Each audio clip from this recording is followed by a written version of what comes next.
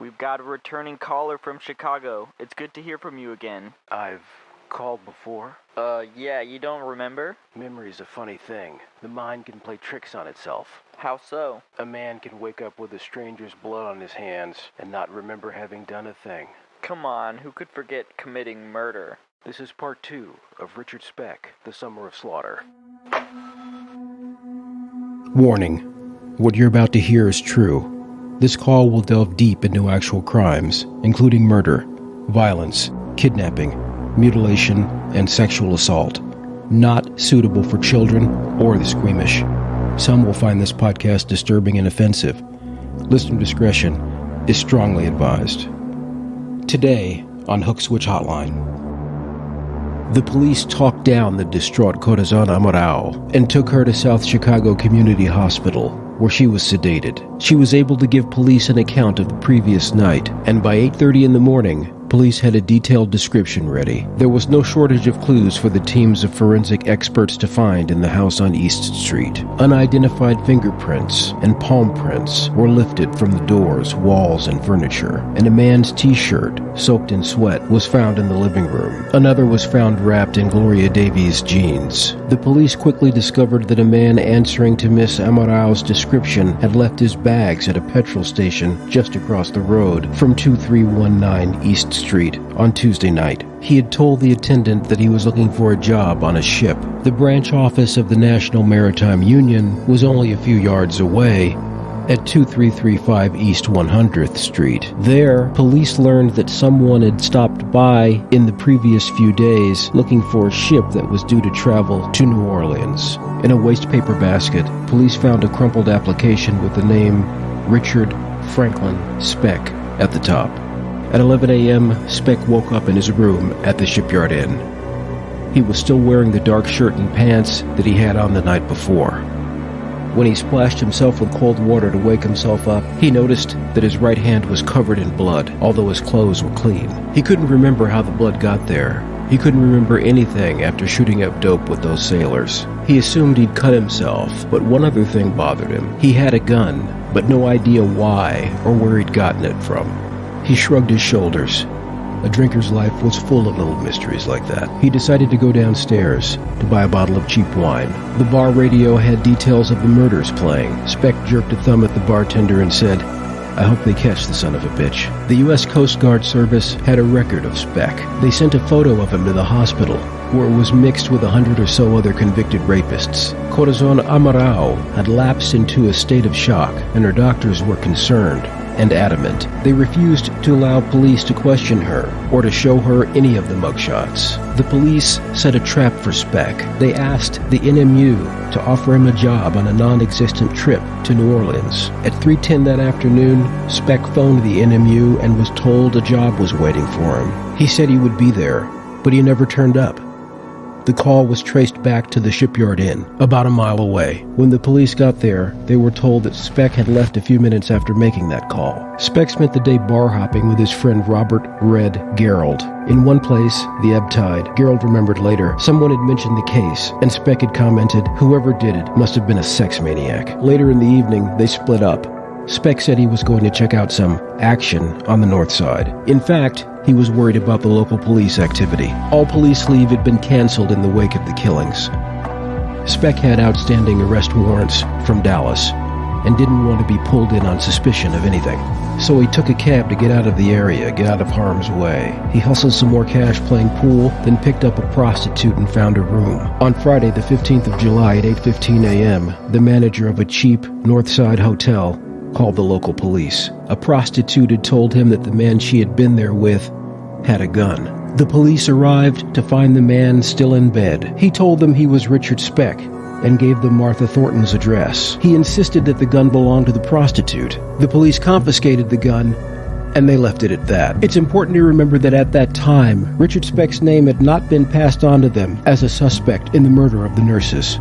When the patrolman's report had been read, the police came rushing back, only to find out that their suspect had checked out 15 minutes before. By that time, Corazon Amaral had recovered sufficiently to identify Speck from his photograph. When the police checked with the FBI files in Washington, they found that Speck had a long criminal record in Texas. By 7:30 p.m., a full description of Speck, including the tattoos that covered his arms, was in the hands of the Chicago police, as well as his fingerprint card. The experts at Chicago's crime lab worked through the night. By 4:30 a.m. on the 16th of July, they were certain that they had a match for the 3 prints that they had lifted. So sure were they of this, that at 2:40 that afternoon, Superintendent Orlando Wilson formally announced that, quote, the killer of 8 nurses from the Chicago Community Hospital, Thursday, July 14, 1966, has been named. Richard Franklin Speck, white male, 24, a seaman. Latent fingerprints taken at the scene of the mass killings identified Speck as the killer.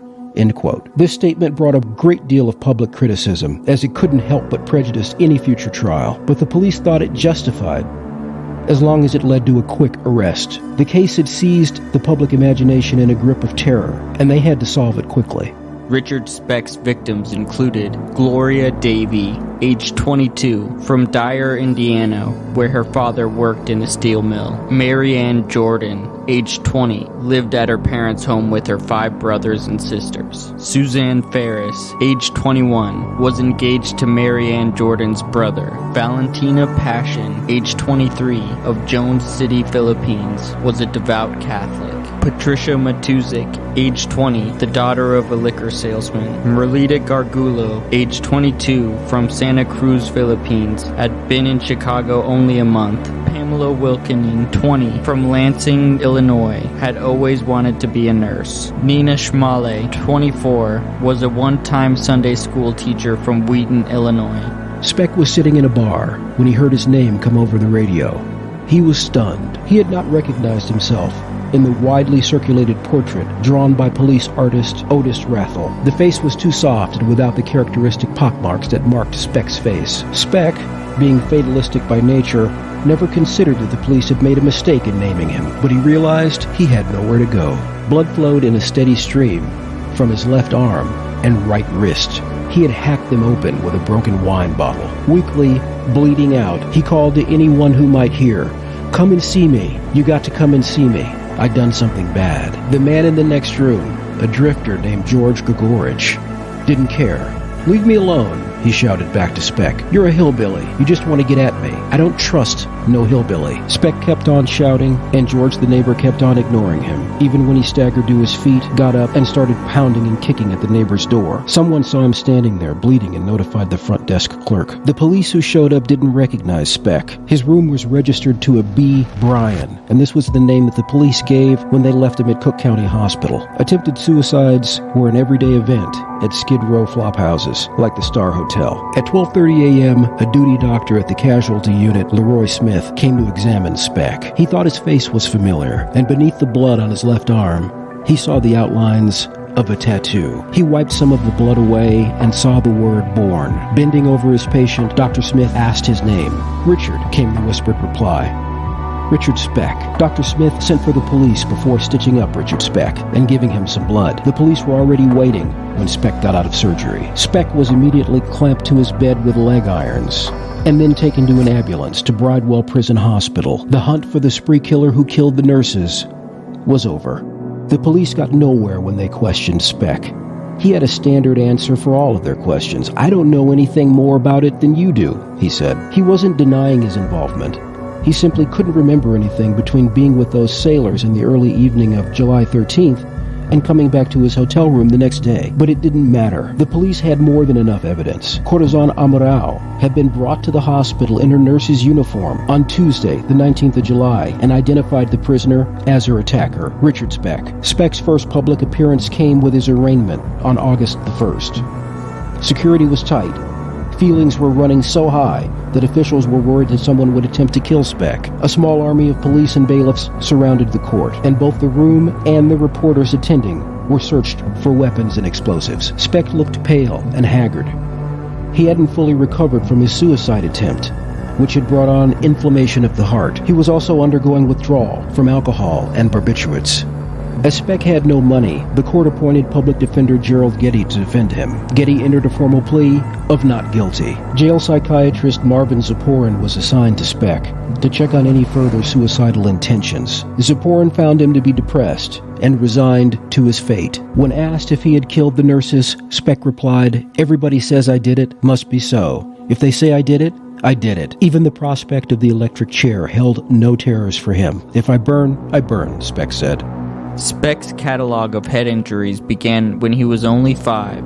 He hit himself with a claw hammer while playing in a sandbox. When he was 10, he fell headlong from a tree and was unconscious for 90 minutes. At 11, he ran headfirst into a steel rod supporting a shop awning. At 14, he took another tumble from a tree and had a bicycle accident. Both rendered him unconscious. To this could be added wounds he had received in innumerable fights. His headaches began a year after he was clubbed by a Dallas policeman, and he was hit 6 or 7 times over the skull with a tire iron in a bungled robbery attempt. Not all the damage was due to injury. He had pneumonia, blocking blood supplies to the brain when he was 3 months old. He had sunstroke after picking cotton at a Texas prison farm, and of course, he was a hardened alcoholic.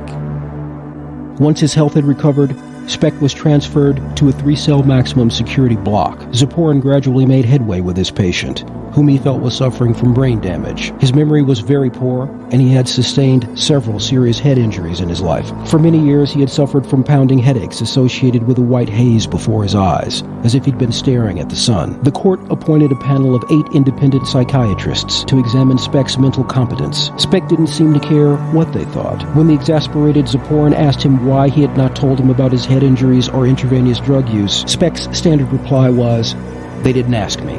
The panel reported that Speck was fit to stand trial. Zaporin agreed with this, but felt that Speck was indeed insane at the time of the crime. He just needed alcohol or other drugs to bring his psychosis to the bloody surface. Speck continued to resist efforts to save him. When it was suggested he may have dated one of the girls, which would have explained his fingerprints being in the house, he categorically denied it. Due to the pretrial publicity, the trial location was switched to a smaller town, Peoria, almost 150 miles to the southwest. Speck was not pleased at the change of venue.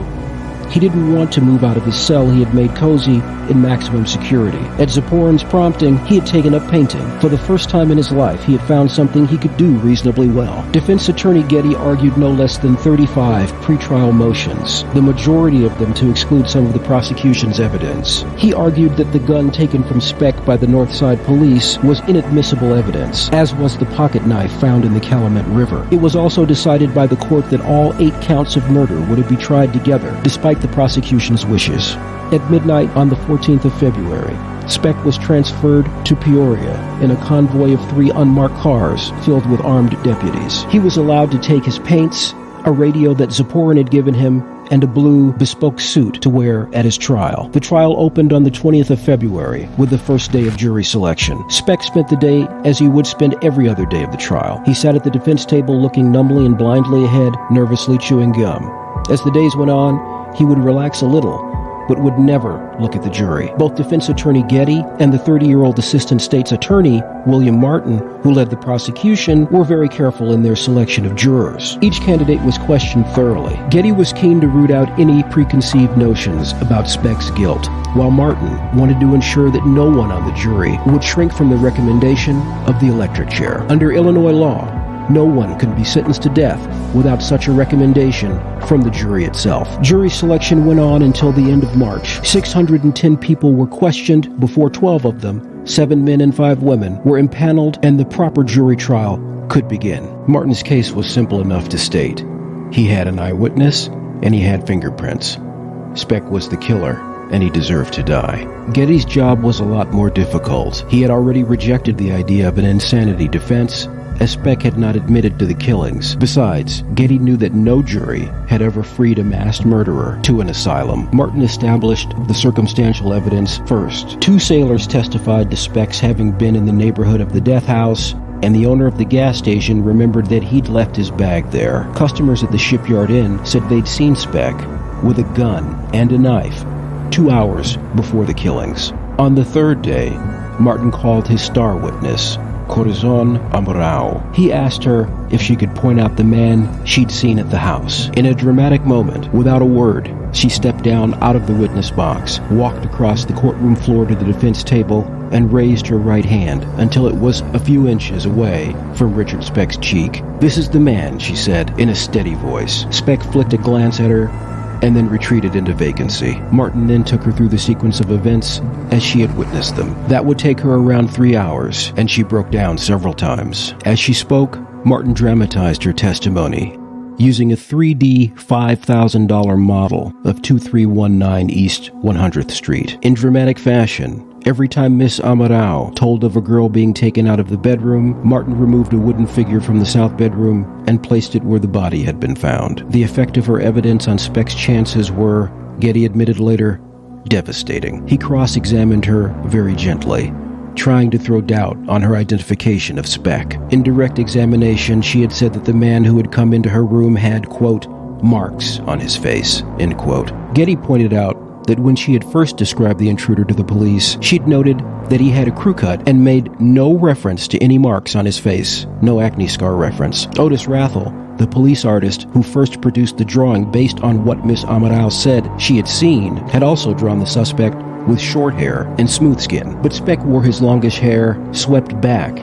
and his face was noticeably acne-scarred. Miss Amaral insisted that she had told police about the pockmarked face and had never mentioned anything about a crew cut. The inference was that the police had been mistaken. Given that she was in shock at the time and had only a fractured command of the English language, it was plausible that such a misunderstanding had arisen. But Getty had to contend himself with small victories, with introducing confusion over details of the evidence, because not once did Miss Amaral waver on her identification. The medical examiner who had performed the autopsies detailed the women's injuries. Photographs of the dead women were passed around the jury over Getty's strenuous objections. Fingerprint experts testified that 3 latent prints on the door of the main bedroom matched Richard Speck's right index, right middle, and left middle fingers. The defense case was a short one. Speck was not called to the stand. Getty didn't think there was much point, and Speck would not have done it anyway. He had a phobia about talking in front of strangers or being the center of attention. His mother, brother, and 5 sisters all spoke as character witnesses for Speck, simply to give the monster presented by the prosecution a human face. The main plank of Speck's defense was an alibi. Speck, of course, had no idea where he'd been, but 2 witnesses had come forward. Merle Farmer was the bartender at Kay's Pilot House on Chicago's South Side. His wife, Gardina, worked there as a short order cook. Both recalled that Speck had come into the bar at 11:30 on the 13th of July and left about an hour later, by which time, according to Corazon Amaral, he had already started killing. They remembered that he had been dressed in a short-sleeved black shirt, which showed his tattoos. He had drunk bourbon and cola and had a hamburger around midnight. They were specific about the time, because a crowd of night shift workers always turned up at midnight. Martin suggested in cross-examination that they were mistaken about the time, but both remained impressively certain. Getty rested his case on Thursday, the 13th of April. The evidence of the Farmers was not enough to overcome the vivid impression given by Corazon Amaral's identification. It took the jury 49 minutes to find Speck guilty and recommend the death sentence. The next step was a mitigation hearing, where Getty produced his psychiatric evidence.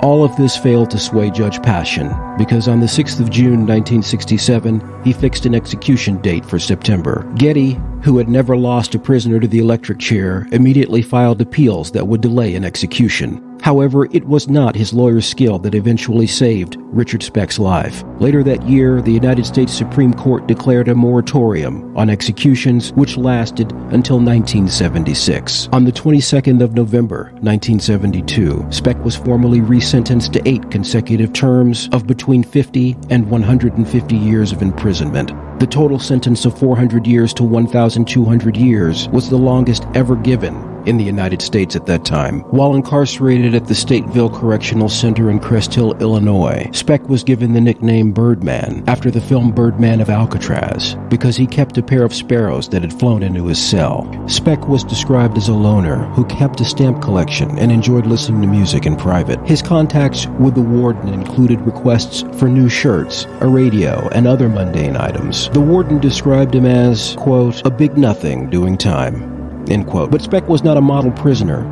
He was often caught with drugs or distilled moonshine. Punishment for such infractions never stopped him. Quote, how am I going to get in trouble? I'm here for 1,200 years, end quote.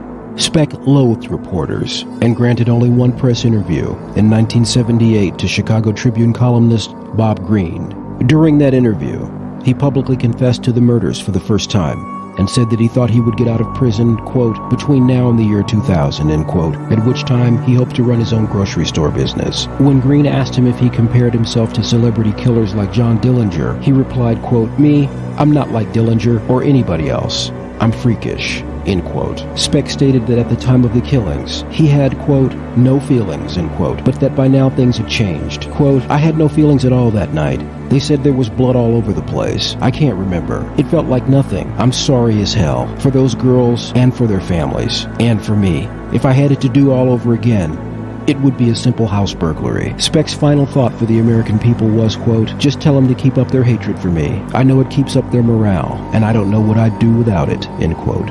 In his book, Mindhunter, Inside the FBI's Elite Serial Crime Unit, author John E. Douglas of the FBI's Behavioral Science Unit refers to a telling prison incident Speck revealed to him in an interview.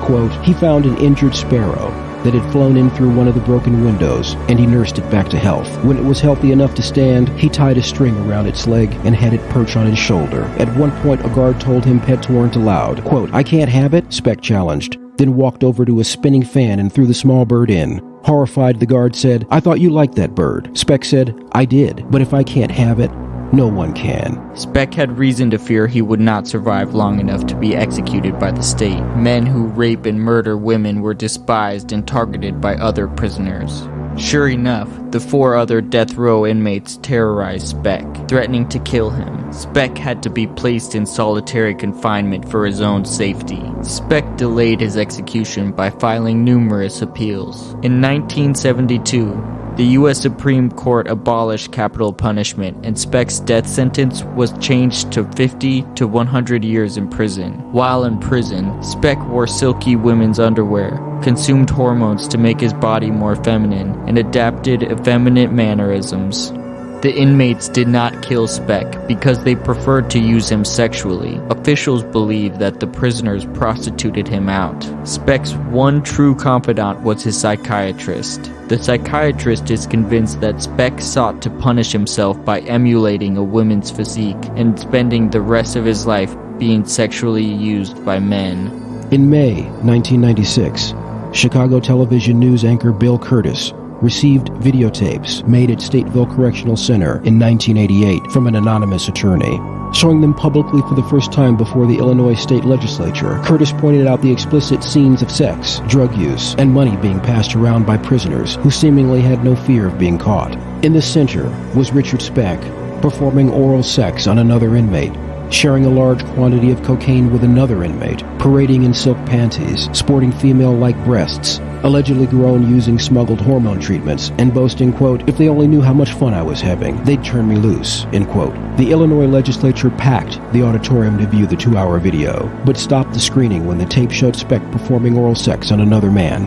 From behind the camera, a prisoner asked Speck if he had killed those nurses. Speck responded, quote, "Sure I did." When asked why, Speck shrugged and jokingly said, "It just wasn't their night."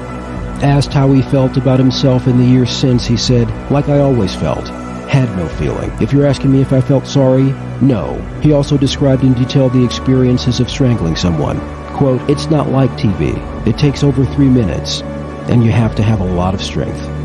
End quote. Shortly before December 5th, 1991, Speck was transported from Stateville Correctional Center to Silver Cross Hospital in Joliet, Illinois, after complaining of severe chest pains. Speck died in the early morning hours of December 5th of what was believed to have been a heart attack, 1 day shy of what would have been his 50th birthday. The coroner stated that Speck had an enlarged heart, emphysema, and clogged arteries, which most likely contributed to his fatal heart attack. Speck's sister feared that his grave would be desecrated, so he does not have an identified physical resting place. Speck was cremated, and his ashes were scattered in a secret location in the Joliet area. Thank you for joining us on this episode of Hook Switch Hotline. Visit hookswitchhotline.com now for detailed imagery of the crime scene, and join us here next week. With every crime, someone somewhere has more information. That someone could be you. Call Hook Switch Hotline with your comment or contribution on an upcoming episode at 415-448-7263.